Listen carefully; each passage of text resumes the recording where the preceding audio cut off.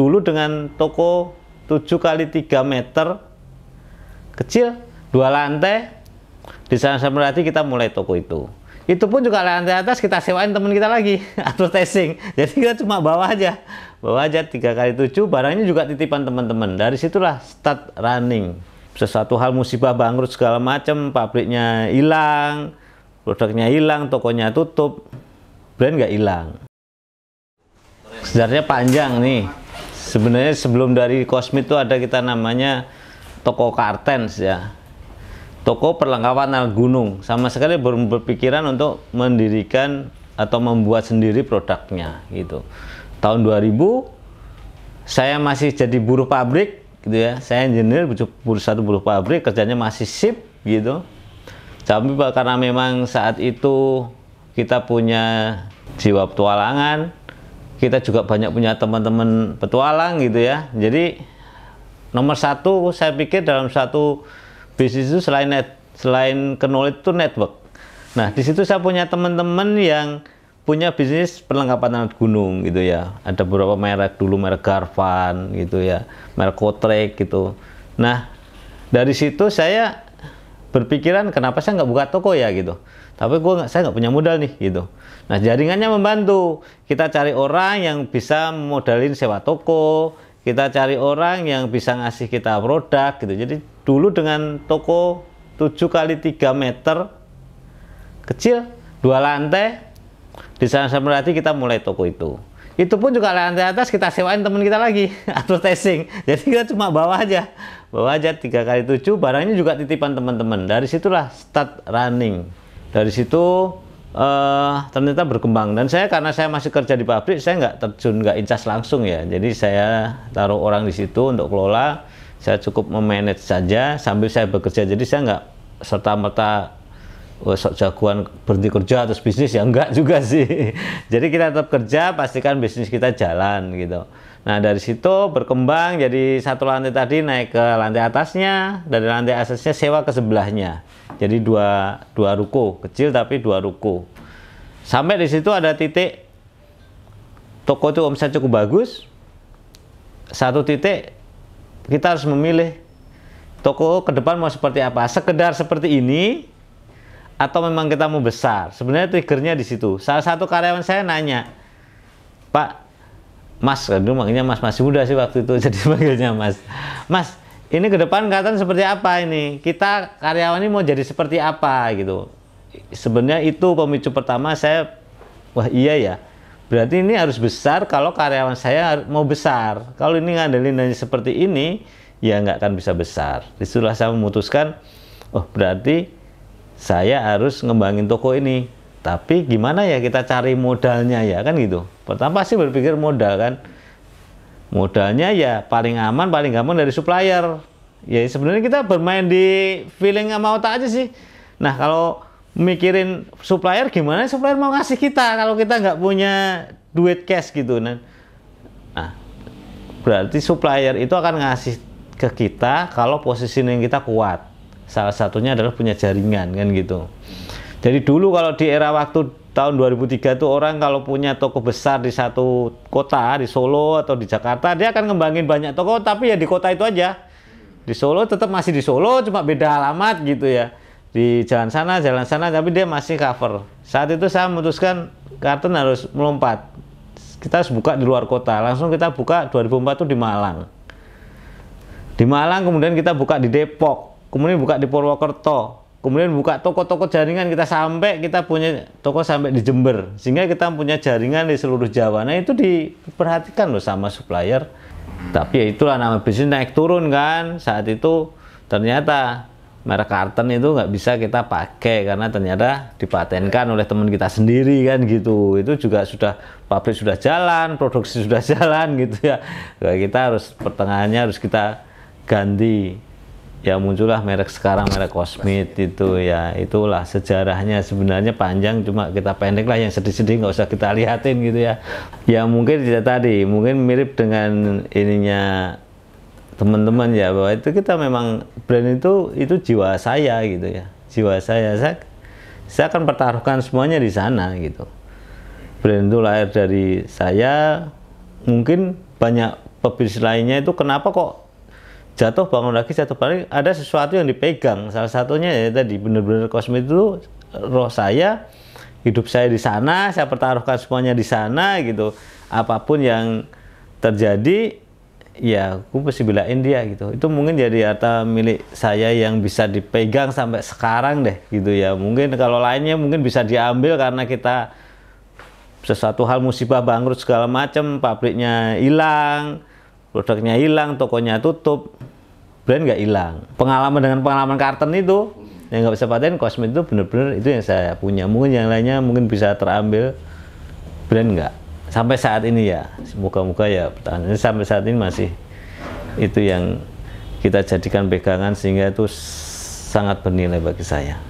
Kunci sukses tuh beda orang beda ya sebenarnya ya. Yang pasti itu kalau di saya, karena saya kembali lagi basicnya pendaki gunung gitu. Kalau teman-teman punya tujuan, punya cita-cita, asal teman-teman mau terus bergerak sepelan apapun itu masih sampai. Biarpun puncak gunung itu kelihatan tinggi, sama asal tetap mau bergerak dan berjalan, buh tekan itu 5 jam, 6 jam, 1 hari, 2 hari, seminggu, insya Allah akan sampai. Asal tetap bergerak ya, jangan berhenti apalagi balik, balik badan ya nggak sampai. Dan satu lagi, dinikmatin ya, dinikmatin aja. Justru kita sebenarnya kalau naik, teman-teman nanti naik gunung itu, puncak itu sebenarnya bonus aja. Namanya naik gunung itu nikmatnya ya waktu sengsara naik gunungnya gitu. Yang dikenang ya sengsara naik gunungnya gitu. Coba teman-teman hidupnya biasa-biasa aja, lahir orang kaya, apa-apa serba bisa gitu. Mungkin waktu ketemu orang lainnya cerita nggak ada yang diceritain, nggak ada yang memorable. Coba cerita, wah aku dulu sekolahnya jalan kaki. Sesuatu hal yang sengsara itu sebenarnya yang paling dinikmati saat kita melewati itu kan, yang dinikmati yang sengsara, yang bahagia mah biasa-biasa saja gitu. Saat sulit apapun itu sebenarnya itu kita pernah mengalami lebih sulit. Kita selalu berpikir seperti itu gitu ya. Kita pernah mengalami sulit dan kita bisa melewatinya gitu. Sehingga dengan begitu kita akan bergerak tadi kembali. Saat kemarin menghadapi COVID, produk kita itu untuk orang naik gunung, gunung ditutup. Produk kita itu untuk orang traveling nggak boleh orang bepergian. Produk tas kita tuh untuk anak sekolah, sekolah libur. Praktis kalau saat itu dikatakan Cosmit mau jualan kemana tidak ngerti gitu ya. Tapi ya karena kita percaya, kita terus bergerak. Improvisasi apa, peluang apa yang bisa diambil dengan kondisi seperti itu. Saya yakin persis setiap hal yang susah pasti ada peluang. Sesuatu hal yang sulit pasti ada kemudahan, itulah. Di saat kita benar-benar itu kita mau bergerak, ternyata peluangnya besar gitu loh. Disitulah saya mendapatkan banyak hal yang kadang seperti kok dipertemukan ya mudahnya. Saya pikir bukan dipermudah, dipertemukan ya. Jadi Allah mungkin sudah bikin jalur-jalurnya, asal kita mau bergerak, mungkin nabrak, tapi akhirnya ketemu seperti dipermudah jadinya. Sehingga kita langsung bisa memproduksi produk-produk untuk menghadapi COVID. Itu momentum. Jadi ya kayak blessing aja sih. Di sini ada musibah, di sini ada keberuntungan. Bahkan di titik ujung kita bingung nih. Ini kita mesti berdoa seperti apa? Kira-kira ini berdoanya COVID berhenti apa enggak gitu ya. Karena bisnisnya sudah geser. Yang tadi nggak jalan-jalan, kita harus jadi yang baru yang bisnisnya COVID. Ini kalau bisnisnya COVID berhenti, kita harus hilang lagi bisnis kita gitu. Tapi kalau berdoanya lanjut, masa ya berdoa musibah apa, kita doanya lanjut kan gitu ya. Selalu bergerak tadi, akhirnya kita menemukan teman, kita menemukan tim yang bisa kita ajak bergerak gitu ya. Teman-teman yang kita ajak ke direksi juga ikut bergerak, akhirnya menjadi satu ritme saat memang kita sebagai motornya punya semangat untuk terus bergerak.